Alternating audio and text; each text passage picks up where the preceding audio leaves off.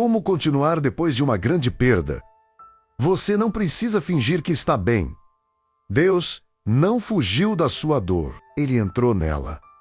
Você já sentiu uma dor tão funda que nem a fé parecia chegar nela, como se Deus estivesse distante exatamente quando você mais precisava que Ele fosse próximo? Como se o mundo continuasse girando enquanto você estava parado, sem entender como se move quando o que movia tudo dentro de você já não está mais aqui. Essa pergunta vai ser respondida ao longo desse vídeo. E a resposta não vai te pedir para ser forte, não vai te dizer que você precisa superar logo. Vai te mostrar algo muito mais verdadeiro do que isso.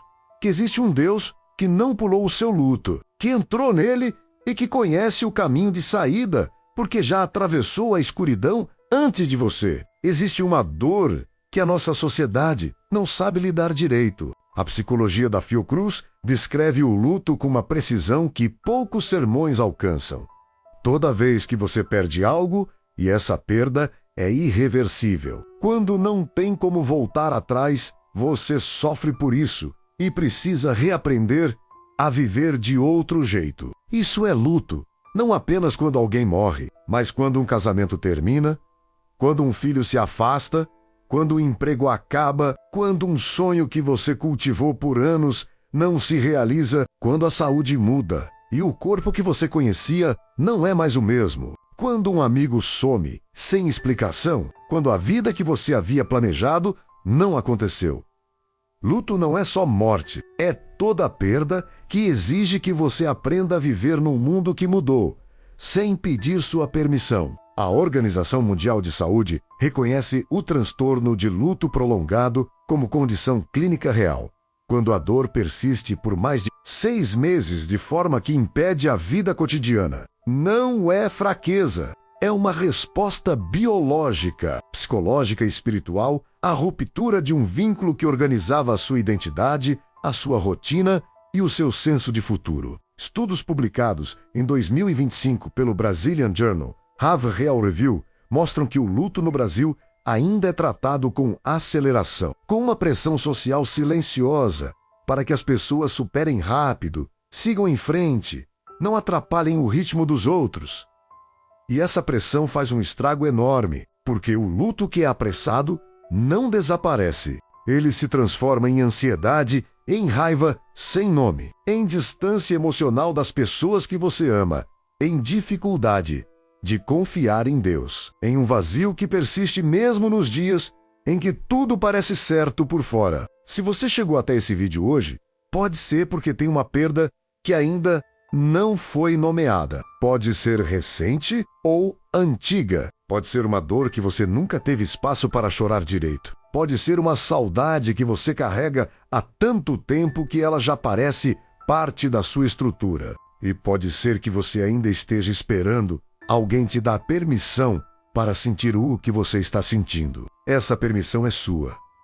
E Deus é a primeira testemunha da sua dor. Mas antes de ir às histórias e às âncoras práticas, preciso desfazer uma mentira que circula com muita frequência dentro da fé cristã sobre o luto.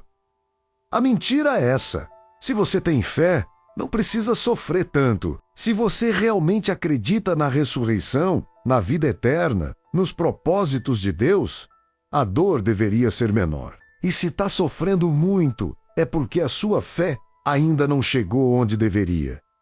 Essa afirmação não tem base bíblica. Ela é cruel para quem está no luto. E ela faz as pessoas de fé carregarem duas dores ao mesmo tempo: a dor da perda e a culpa por estar com dor.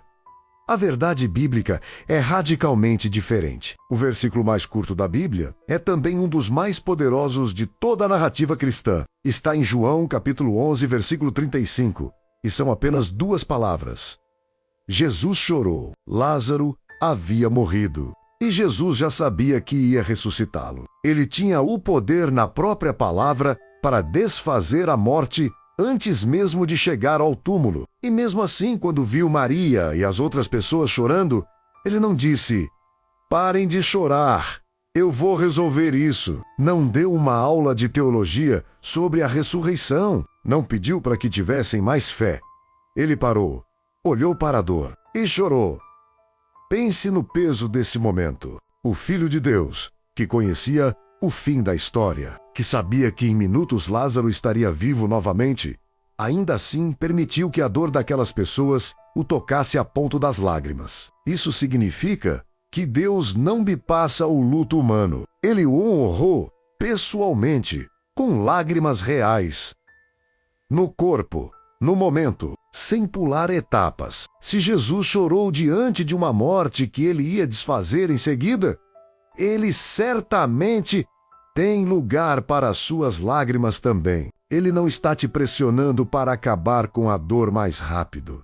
Ele está ao seu lado dentro dela. Agora deixa eu te contar sobre uma mulher que viveu um dos lutos mais devastadores que a Bíblia registra. O nome dela era Noemi. Ela havia deixado Belém com o marido e os 2 filhos em busca de uma vida melhor. E em Moabe, tudo desmoronou. O marido morreu. Os 2 filhos morreram. Ela ficou sozinha com as 2 noras num país estrangeiro, sem família, sem proteção, sem futuro que fizesse sentido dentro dos parâmetros do mundo em que vivia. E quando ela decidiu voltar para Belém, disse algo que a Bíblia registra com uma honestidade extraordinária. Em Ruth, capítulo 1, versículo 20, ela disse: "Não me chamem mais Noemi", que significa agradável, chamem-me Mara, que significa amarga, porque o Todo-Poderoso me encheu de amargura. Fui cheia quando parti e vazia voltei. Noemi não performou fé. Não disse que estava bem. Não deu um testemunho positivo na chegada. Ela chegou com a dor toda exposta, com o luto na boca, com o nome trocado, para que ninguém duvidasse do tamanho do que ela havia perdido. E Deus não a repreendeu por isso. Pelo contrário, foi dessa mulher devastada, que chegou vazia e amarga, que nasceu a história de Ruth, que gerou Obed, que gerou Jessé, que gerou Davi, que gerou a linhagem que levaria ao nascimento de Jesus. O Deus da Bíblia não trabalha apesar do luto. Ele trabalha dentro dele, através dele e frequentemente por causa dele. Mas a psicologia nos ensina algo muito importante aqui. E é preciso dizer com clareza porque esse canal fala com honestidade para quem está sofrendo de verdade. O luto tem fases, não como um caminho linear em que você passa por uma e chega na próxima, mas como ondas. Elizabeth Kubler-Ross identificou os 5 estágios clássicos: negação, raiva, barganha, depressão e aceitação. A psicologia contemporânea expandiu esse entendimento e hoje sabemos que as pessoas se movem entre essas fases de forma não sequencial. Que alguns dias você está na aceitação e no dia seguinte a raiva voltou. E que isso não significa que você regrediu. Significa que você é humano e que o luto respeita o ritmo da alma, não o calendário do mundo. Negação é quando a mente protege você do choque inicial. É normal, é necessário. É o sistema nervoso comprando tempo para que você não imploda de uma vez. Raiva é quando a dor precisa de uma direção. Você pode estar com raiva de quem morreu por ter te deixado. Pode estar com raiva de Deus por ter permitido. Pode estar com raiva de si mesmo por coisas que fez ou não fez. Essa raiva não é pecado. É dor em movimento. Barganha é quando você negocia com a realidade. Se eu tivesse feito diferente, se eu tivesse percebido antes, se eu tivesse dito o que não disse, a barganha é a mente tentando encontrar um ponto de controle numa situação que foi completamente descontrolada. Depressão dentro do luto não é o mesmo que transtorno depressivo. É a tristeza profunda e proporcional à magnitude do que foi perdido. É o peso real da ausência. É o luto sendo processado de dentro para fora. Estudiosos da psicologia do luto são claros. Esse estado, embora doloroso, é uma resposta proporcional à perda e não deve ser imediatamente medicado ou apressado. Aceitação não é concordar que a perda foi boa. Não é estar feliz com o que aconteceu. É aprender a viver num mundo que agora inclui essa ausência. É integrar a perda à sua história. sem que ela destrua o resto da história. E aqui entra algo que a ciência chama de crescimento pós-traumático, e que a Bíblia já descrevia muito antes da psicologia ter nome para isso. Pesquisas publicadas em 2025 pela CNN Brasil mostram que, após vivenciarem adversidades extremas, incluindo perdas profundas, muitas pessoas conseguem desenvolver uma nova apreciação pela vida, relacionamentos mais profundos e uma força pessoal que desconheciam possuir. Crescimento PS. Traumático não significa que a perda foi boa. Significa que o ser humano tem capacidade de reescrever sua história. O passado não pode ser alterado, mas a relação que você estabelece com ele no presente pode, e foi exatamente isso que Noemi viveu. O que ela chamou de vazio, Deus chamou de espaço para uma história nova. Mas agora, preciso falar diretamente para quem está no momento mais agudo do luto. Aquele ponto em que o peso parece insuportável e a pergunta não é mais como superar, mas como passar pelo próximo minuto. Quando você não aguenta mais, o que fazer? A primeira coisa é: não tente resolver o luto inteiro agora. O luto não é um problema para ser resolvido, é uma jornada para ser atravessada. E o único passo que você precisa dar agora é o próximo, não o de amanhã, não o da semana que vem, o próximo. Isso tem nome clínico. Psicólogos chamam de ativação comportamental mínima, que significa identificar o menor gesto possível de retorno à vida e fazê-lo.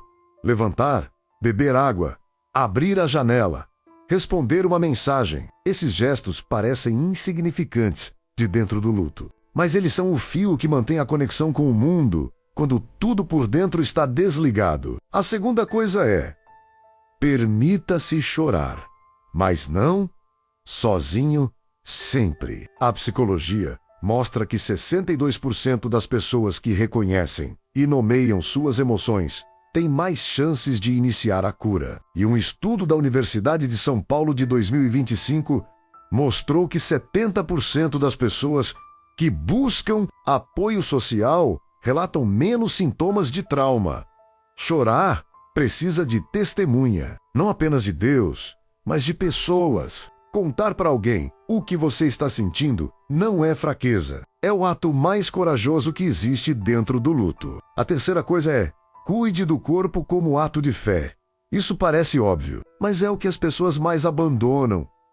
No luto, dormir, comer, mover o corpo, não porque vai resolver a dor, mas porque um corpo negligenciado não tem recursos para processar emoções. Deus fez isso com Elias no deserto. No vídeo anterior, falamos sobre isso. Antes de qualquer revelação espiritual, o anjo tocou nele e trouxe comida e água.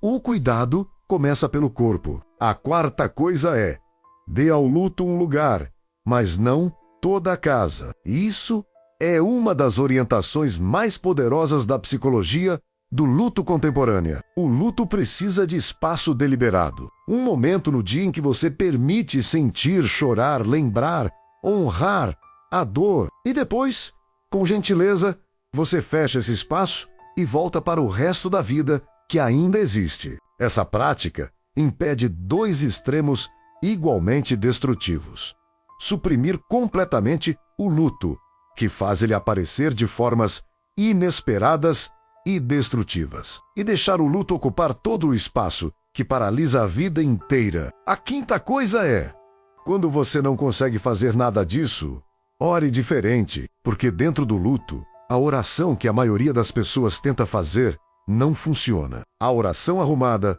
com as palavras certas, o tom adequado, a fé declarada. Dentro do luto, você pode não ter nada disso. E o Deus da Bíblia não precisa disso. Davi, no Salmo 22, começou com uma acusação: Deus meu, por que me abandonaste? Não uma oração, grito. E Deus o ouviu. Jeremias, nas Lamentações, derramou uma dor tão crua que o livro inteiro é basicamente um choro de destruição. E está no cânone bíblico. Deus não editou a dor de Jeremias para que ela parecesse mais espiritual. Ele a preservou como testemunho de que a honestidade radical diante de Deus é oração. Paulo, em Romanos capítulo 8, versículo 26, disse que quando não sabemos orar como convém, o próprio Espírito intercede por nós com gemidos inexprimíveis. Isso significa que quando você não tem palavras, quando o que você sente não cabe em nenhuma frase, o Espírito Santo apresenta sua dor ao Pai. Você não precisa traduzir o que sente. Você pode simplesmente estar diante de Deus com a dor sem nome. Isso é suficiente. Agora preciso falar sobre algo que a maioria das pessoas no luto enfrenta, mas que poucos falam em voz alta: a culpa do sobrevivente. Aquela sensação de que você poderia ter feito mais, que você poderia ter ligado antes, que você poderia ter dito o que nunca disse, que se você tivesse prestado mais atenção, percebido antes, agido diferente. Talvez a culpa do sobrevivente é uma das dimensões mais dolorosas e mais silenciosas do luto. E ela precisa ser nomeada, porque quando não é nomeada, ela trabalha por baixo, corroendo a autoestima, alimentando a raiva de si mesmo, impedindo que a cura avance. A psicologia é clara. Você não podia saber o que não sabia. Você não podia controlar o que estava fora do seu controle. Você fez o que conseguia com o que tinha naquele momento. E a pessoa que você perdeu, seja através da morte ou de qualquer outra forma de perda, não precisava de uma versão perfeita de você. Precisava de você. E você esteve lá da forma que conseguiu. E o que a fé acrescenta à psicologia aqui é de uma profundidade que nenhuma terapia sozinha consegue alcançar. Deus não apenas te perdoa pelos o que você não fez. Ele viu tudo que você fez que passou despercebido por todo mundo. Cada visita, cada ligação, cada momento em que você esteve presente, cada oração, cada escolha de amor que ninguém além de Deus testemunhou. Nada disso se perdeu. Tudo foi visto. E agora, a pergunta que muita gente tem, mas poucos fazem em voz alta dentro da fé: como transformar a dor em algo positivo sem trair a memória de quem ou do que você perdeu? Esse é um dos tensionamentos mais nobres que o luto levanta, porque continuar vivendo parece, em alguns momentos, uma traição. Sorrir parece errado.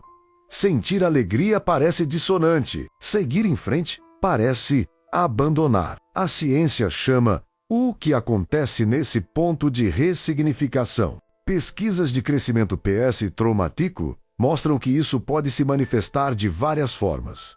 Uma maior valorização da vida e do tempo presente, porque a morte nos lembra da importância de viver com propósito. Um aprofundamento de vínculos afetivos, porque a experiência da perda frequentemente nos aproxima das pessoas que ainda estão aqui. Uma busca por novos sentidos, onde algumas pessoas encontram no voluntariado, na espiritualidade, em novos projetos, um caminho para reconstruir a vida. E uma resiliência emocional que só nasce de ter atravessado o fundo e descoberto que ainda há chão. Mas a ressignificação não pode ser apressada. Ela não pode ser imposta. Ela nasce quando você está pronto, não quando os outros acham que você deveria estar. E a Bíblia tem uma palavra linda para esse processo. Em Joel, capítulo 2, versículo 25, Deus disse: restaurarei os anos que foram devorados. Não disse que apagaria o que foi perdido. Disse que restauraria. Que o que foi tirado pode ser trabalhado de uma forma que o futuro ainda carregue o valor daquilo que foi. A saudade não desaparece. Ela se transforma. Com um tempo, quando o luto é atravessado de forma saudável, a saudade deixa de ser apenas dor e começa a carregar também gratidão. Gratidão pelo que existiu. Gratidão pelos anos, pelos momentos, pela presença. E essa gratidão é uma das formas mais honestas de continuar honrando o que você perdeu, enquanto também honra a vida que ainda está diante de você. Seguir em frente não é esquecer, é carregar de outra forma. Agora quero te dar 5 âncoras concretas para quem está no luto hoje, com o rigor de quem entende de psicologia e com o amor de quem conhece Deus. A primeira âncora é: nomeie o que você perdeu. Com detalhes, com honestidade, sem eufemismo. O luto que não é nomeado não é processado. Ele fica circulando sem endereço. Psicólogos chamam isso de trabalho de luto ativo, que é o processo de reconhecer a perda, identificar o que ela significava e integrar essa ausência à narrativa da sua vida. Você pode fazer isso em voz alta, por escrito, numa conversa, numa oração. Mas precisa ser feito e precisa ser honesto. Não o que deveria ter sido a perda, o que ela realmente foi para você. A segunda âncora é: permita-se as 5 fases sem julgamento. Se você está na raiva, não se condene por estar com raiva. Se você está na barganha, não se envergonhe das perguntas que não têm resposta. Se você está na tristeza profunda, não se cobre por não estar melhor. Cada fase é necessária. Cada uma tem uma função no processo de cura, e você vai sair de cada uma no seu tempo. A terceira âncora é: mantenha pelo menos um fio de rotina. Dentro do luto, a rotina parece fútil. Para que se alimentar em horários? Para que dormir cedo? Para que manter compromissos quando tudo parece sem sentido? Mas a rotina, mesmo mínima, é o que mantém o sistema nervoso ancorado, enquanto o interior processa a perda. Ela não precisa ser perfeita, precisa existir. A quarta âncora é: crie um espaço de memória, não de aprisionamento. Guardar fotos, visitar lugares que tinham significado. Falar o nome de quem você perdeu. Contar histórias. Essas práticas são saudáveis e importantes. Elas honram o vínculo. O que não é saudável é quando a memória se torna um lugar de onde você não consegue mais sair. Quando o passado se torna mais real do que o presente. Quando você começa a viver para a perda em vez de viver com a perda integrada. O objetivo é que a memória seja um santuário que você visita, não uma prisão da qual você não consegue sair. A quinta âncora é: quando você achar que não aguenta, reduza o horizonte. Não pense em 5 anos. Não pense em como você vai viver sem essa pessoa ou sem esse sonho para sempre. Pense no próximo dia, na próxima hora, no próximo ato. O luto atravessado, minuto a minuto, dia a dia, é atravessável. O luto encarado em seu tamanho total, de uma vez, esmaga. Jesus disse em Mateus capítulo 6, versículo 34: Não vos inquieteis com o dia de amanhã, pois o amanhã trará os seus próprios cuidados. Basta ao dia o seu próprio mal. Esse versículo é muitas vezes lido como proibição da preocupação. Dentro do luto, ele é uma instrução clínica de saúde mental. Reduza o horizonte. Viva este dia.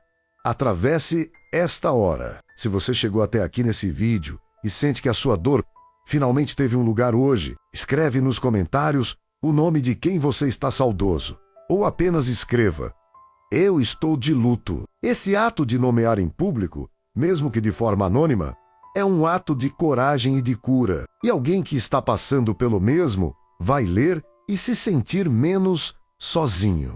Se você está num luto que parece além do suportável, que já dura mais de 6 meses, com intensidade que impede sua vida cotidiana, que traz pensamentos de que seria melhor não estar aqui, busque apoio profissional. Um psicólogo especializado em luto pode fazer o que nenhum vídeo consegue, estar presente com você no processo.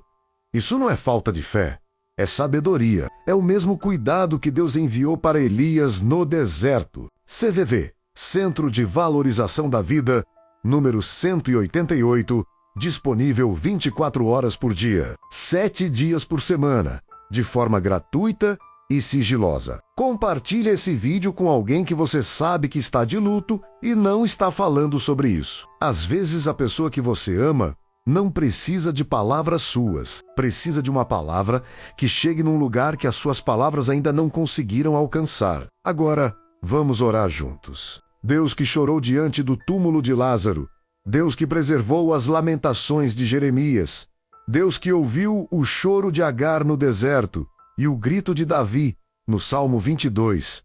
Você sabe o que é dor. Não como observador distante, como alguém que a atravessou de dentro. A pessoa que está ouvindo essa oração agora carrega uma perda.